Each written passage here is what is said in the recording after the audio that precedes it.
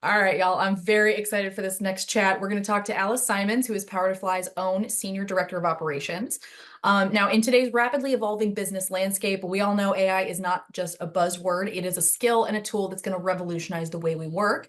But if teams aren't prepared to harness those technologies, they're going to quickly fall behind. So, Alice, I'm very excited that we get to talk to you about empowering your team for the age of AI. What would you like our audience members to know about you before we dive into the subject? Goodness. Efficiency nerd, both personally and professionally. Just really interested in all things automations and how we can make each other's day-to-day lives easier, work and professional. So work and personal, excuse me. Actually, I'll go ahead and share my screen if I can do that Yeah. and jump in a little bit. Gonna have a request if you don't mind, Sanmaya. You gave me a wonderful intro, Meg. I really appreciate it into what we're talking about today. And I really appreciate the piece that you talked about around not just AI as a buzzword, because I think that that's what's going on right now. And so instead today, what we're going to do is really dive into the practical tips, right? How to use AI, this tool, and then talk a little bit about some of the dangers, but also how to promote the inclusive practices. So using it, understanding the bias that it creates and how to mitigate that. So we'll dive in and as mentioned, I'm already a self-proclaimed efficiency nerd, personally and professionally. Other things I didn't talk about on here, and thanks to Mara for putting together this slide, our beautiful marketing team, also a team enabler. So I love doing our some of our internal trainings periodically on how we can use automations in our team lives to just work smarter, not harder within our day-to-day. So that's the part where it feels like I'm not actually working and love my work at PowerToFly. But let's dive right into the negative. I like to start with the worst and then get better and talk about some of the dangers of AI. I think one of the important things to recognize when using any of these tools is that AI can produce biased outputs due to the nature of these language models. AI tools are going to be inherently biased because they are programmed on top of these large data sets. And if you're wondering what that means, it essentially means that these language models are trained on just huge rows, huge data sets. You can think of Excel spreadsheets of, millions, thousands of rows. They are inherently going to be biased towards the majority, right? That's just how mathematical models work. It is our job as humans, if we look at safeguards, right? It's our job as humans to be the experts here and ensure that our usage of these technologies is inclusive. We are the people in this environment. We are still working off of a tool. And so we need to take a moment to understand, okay, what tool, what is data set is this tool working off of, and critique what is being generated before we just kind of copy paste, assume it is the end all be all and move on, right? So we have to add a little bit of a human element when we're using these tools. So I'll get to talk about some of the nuts and bolts next. So when we talk about encouraging AI adoption into your team, so essentially, how do you get started? We're going to look at this like any other form of change management, introducing any other sort of tool. You're going to have people who are going to come into it with different knowledge of the tool, or AI in this case, and also different comfort levels with change. Some people are going to be more willing to adopt a change or try something new. Others are going to be perfectly happy with what's always worked for me. We see that across any time you introduce something new. So start small, introduce little tidbits. And what I like to do, especially when introducing a new tool, is start with the fun, or at least what's fun for me as an efficiency nerd. Like, I did this and it saved a bunch of time, or spoiler, I ran this presentation through an AI tool and it made it look so much prettier, right? I start with the fun, and then you can kind of build on that and increase the complexity as it goes. Third thing here is provide education, so educational opportunities. And what's exciting about AI specifically and some of the AI tools is that there's a very low cost of entry here. I mean, a lot of the trainings that you're looking at are going to be less than $100 for something very technical. If you want to get the tools in the hands of your employees just right off the bat, I mean, a lot of those are going to be free or at the $15 to $20 a month price point. So when you think about how much time this is going to save your team, it's really a no-brainer to at least giving it a try. Even if you're in a tough budget situation, you can do a trial period of a few months, see how they're using it, adjust. You're really going to save a lot in the long run. And even if you don't have, a high budget for training opportunities, you can still encourage blocking off time with your team to just say, hey, check out some free resources, because there's a lot on the internet. Other thing in regards to educational opportunities is just going to be sharing what you're working on or what the team has found is useful. Again, it kind of goes back to that like excitement. I did this, it saved me so much time. Just kind of encouraging that conversation, which I'll mention in transparency in just a bit. The fourth one is reviewing policies, or to review your company policies. And that's a really key one, because we're kind of talking about the exciting things of AI, but one of the things that's difficult about this technology, or any model that learns off of interactions, is that it will learn off of the interaction, the text that you give it. So it's not specific to AI technologies. It's actually a warning that you should do anytime you're encouraging your team to try a free resource. Just take a moment to figure out if that tool has been assessed by your security team, right? Because we are still providing potentially sensitive data to a resource outside of the tools that your company is using. So it's still really important to make sure the tool that you're using has been reviewed by your security team. And also, just in general, educate your team on how to anonymize, or how to be really careful about some of the data that they might be copying and pasting into these tools, right? We don't want to be sharing any company secrets. Last one, promote transparency. As I mentioned, just kind of being, and this is kind of the end, because I believe it comes after education and team members talking to each other about some of the exciting things. Just be really clear about how you are using AI. That's again to kind of promote adoption and share some of the exciting things, but it also sparks ideas within other team members. How can I use it? While also just kind of removing this stigma that AI is going to steal their jobs, steal somebody's job, right? And it's promoting this, no, we want you to work smarter. We want you to remove some of the busy work that comes day to day. Enjoy your work, use these tools to kind of support your delivery. And there are many ways to do so, which I'll talk about in just a bit. Let's dive into some of the options. So I'll give a couple of critical examples, and then I'm going to dive in actually into one way that I used this to craft an email. So I'll actually talk about content creation. So a few examples, practical examples of how you can use AI is one, content creation. So actually using it to draft content based on bullet points or outlines. Really important here to provide a clear prompt when you're working with whatever tool it is, maybe ChatGPT in our example in just a bit. And then, of course, on the outside of that, critique what's the results are and add your human element. We'll go through those details.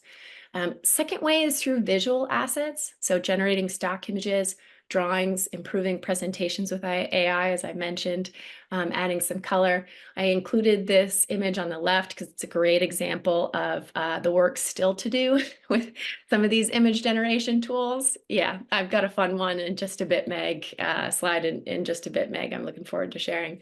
But if you're putting together something overnight, for example, or a first draft, it's a great way to have just a placeholder at the very least. Third one is code enhancement. And this one's really exciting. So you can utilize AI for error checking within a long group of code. So it's going to be more for our engineers out there. And also code improvement suggestions. So I know a very basic form of HTML, like just scratching the surface. And a good example of this is actually one of our partners, Zapier. They've got a beautiful tool that allows you to kind of plug and play automations and workflows. Well, at a certain point, if you're doing something very technical, you're going to get stuck. But they allow you to kind of navigate and write a piece of code that'll finish the workflow.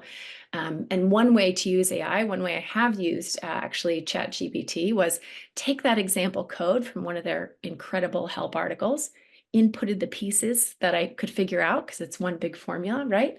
And then I ran it through ChatGPT to say, I know this won't work, but help me fix it, right? And it saves hours of time and the ability to bring in, an engineer to make those translations. So you can do some really basic stuff that'll help you just kind of get a leg up. Last one is language processing. And this is one that I think everybody should just have a simple tool to use and have in their back pocket. So I do not have a law degree by any means. And I think a lot of us in this room have probably been in front of a large paragraph of legal text that is somehow still one sentence.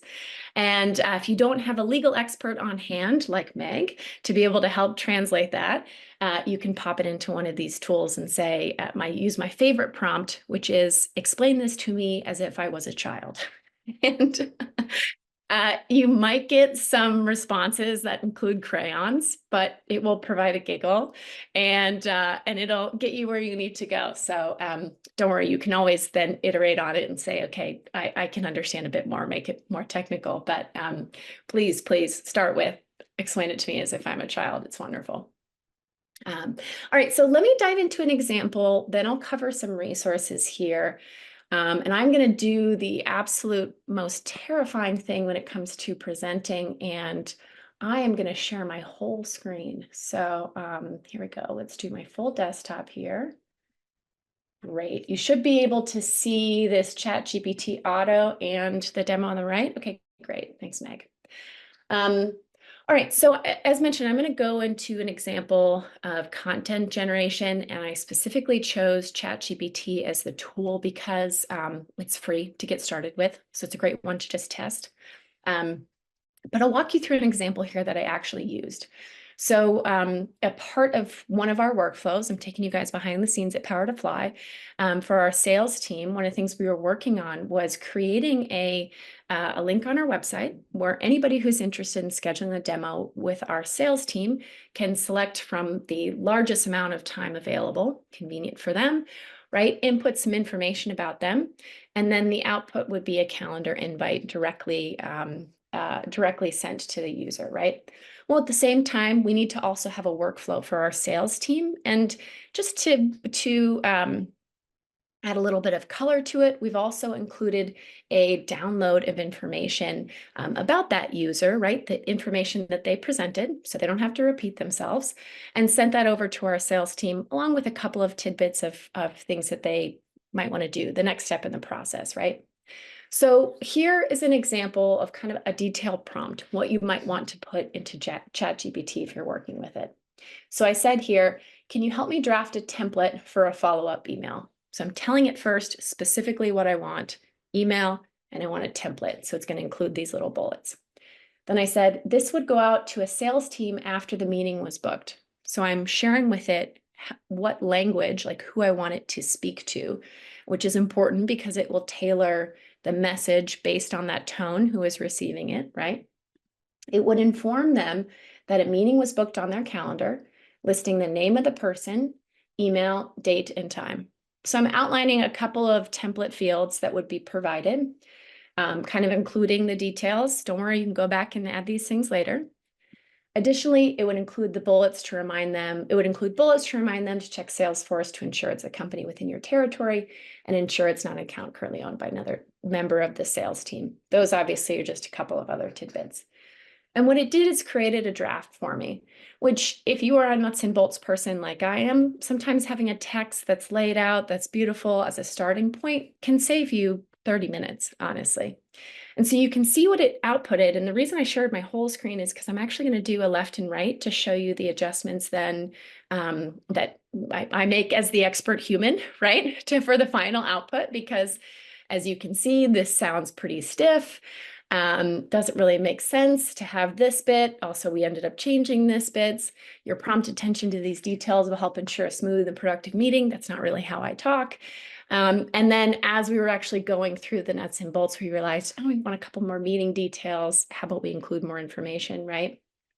Once you get the initial draft, I think one thing that's really important to know about these tools is that you can just say, thank you, which my Southern side, thanking a robot, isn't for another topic.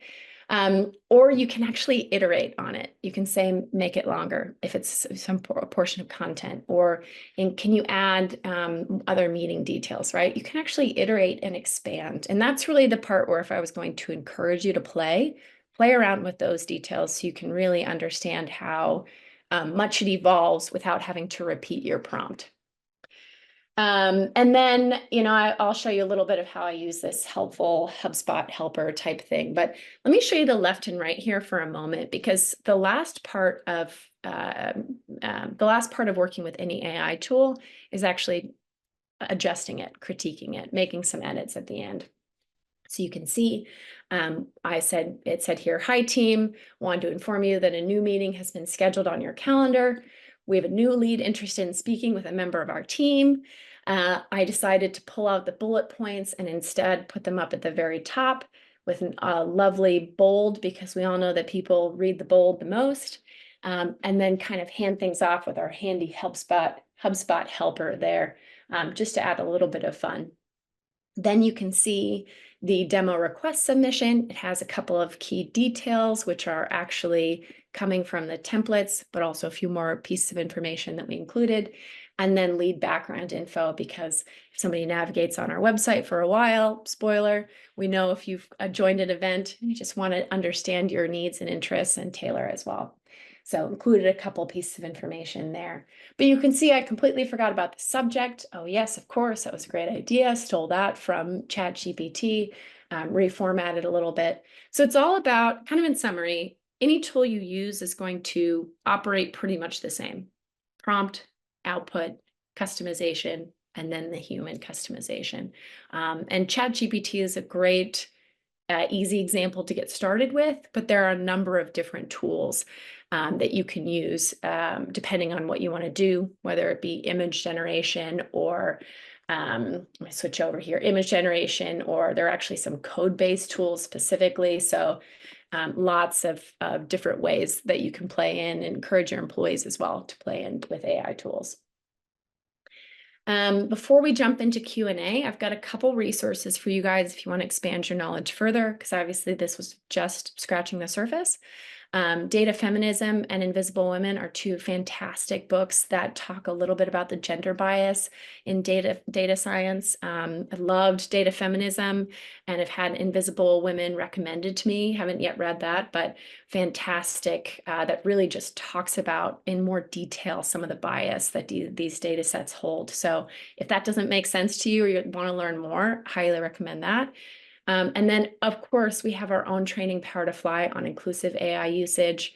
They somehow cover both the basics and the advanced, and sprinkle a little humor, and just have links to a ton of resources. So we're actually running a free trial on that. I'll pop in the link into the chat for anybody who wants to take a look at that course. If Sanma, you don't mind popping that around, I'll do that in the Q&A in just a bit.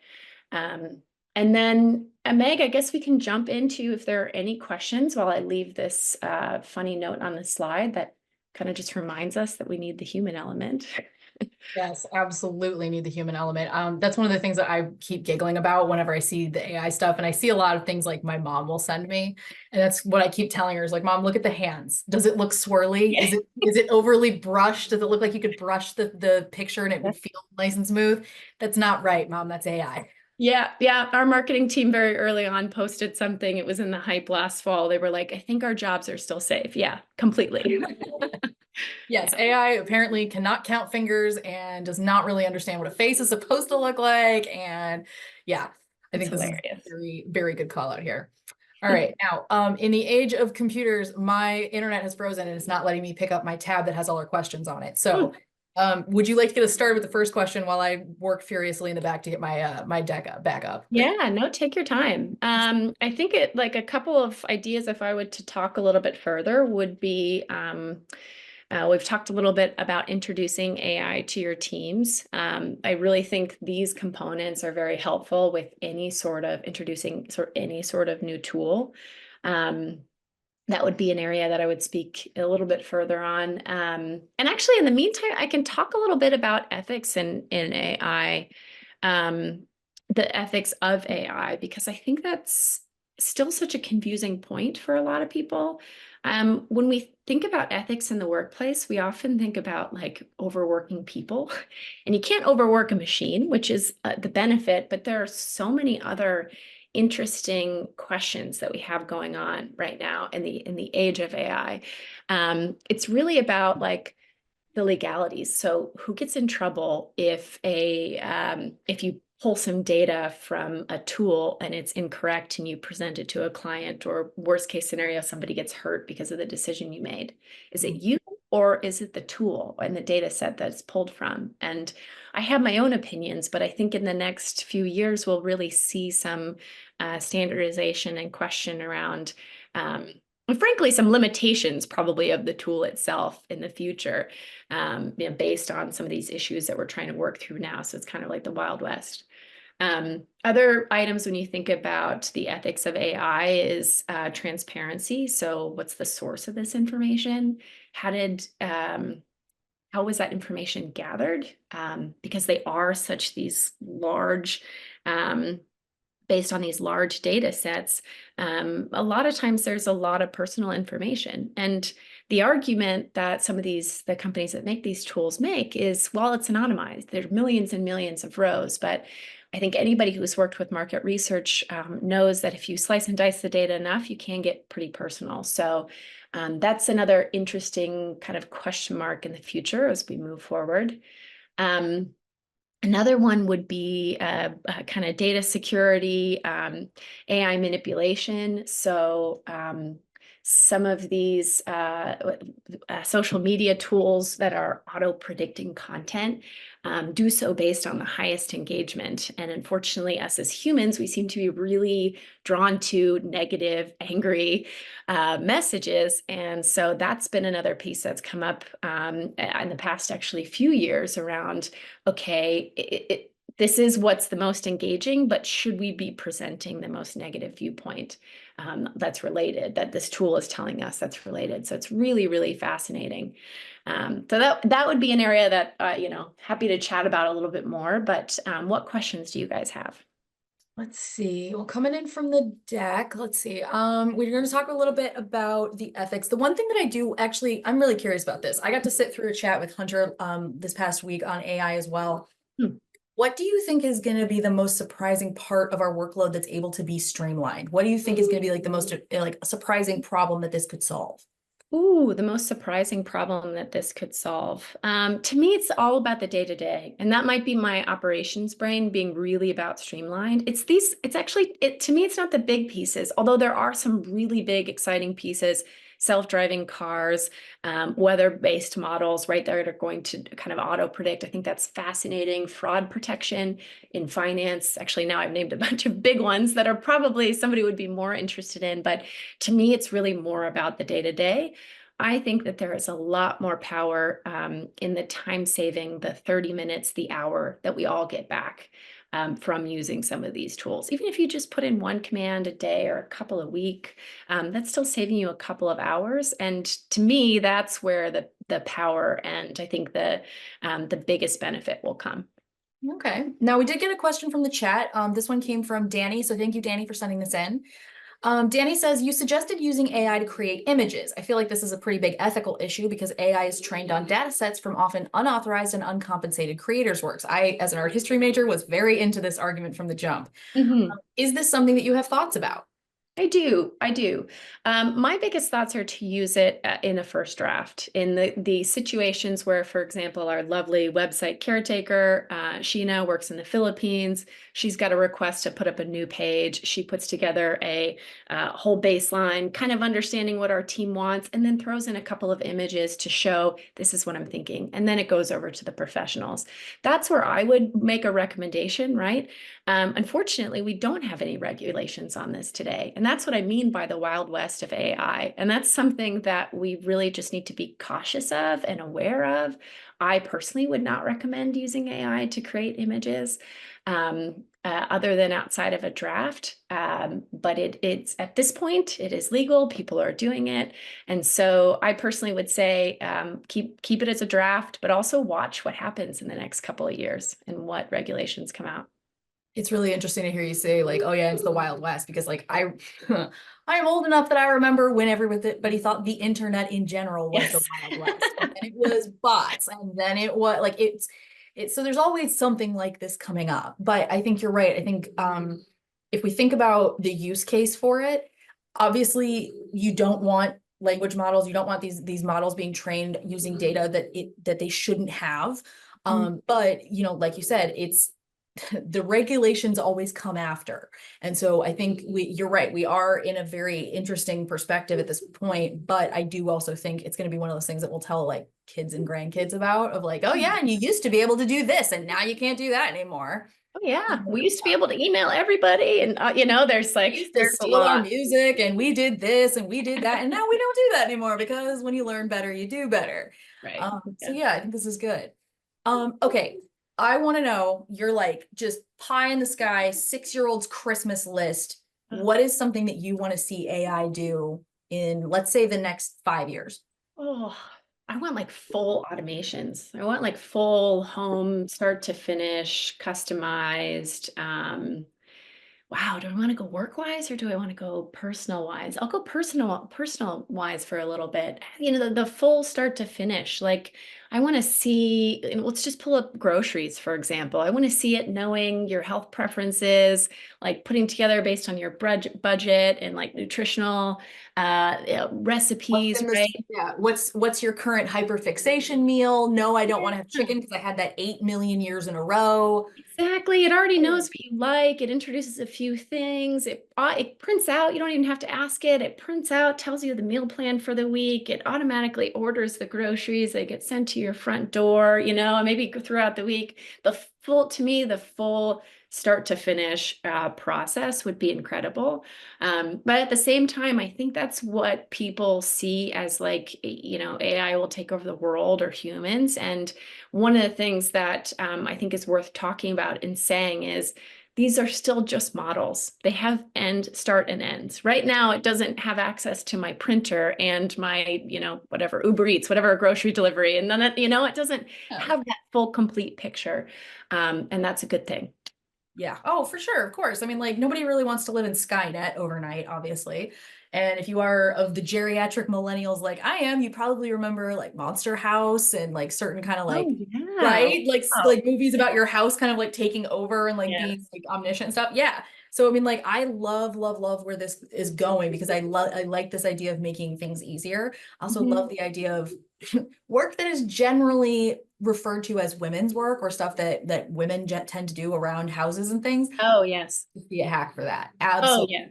Yes, yes, yes. That's a whole nother, Well, have that's a the whole other conversation. clean out. Yeah, I didn't even think of that. Have taken to the laundry and fold out. Yeah, that would be, Oh we're yeah, living in the Jetsons world at that point. of course. All right. So in the last minute we have, if people only take one thing from this conversation, what do you want that one thing to be? Test, try, share, speak, like just have conversations about what you're doing.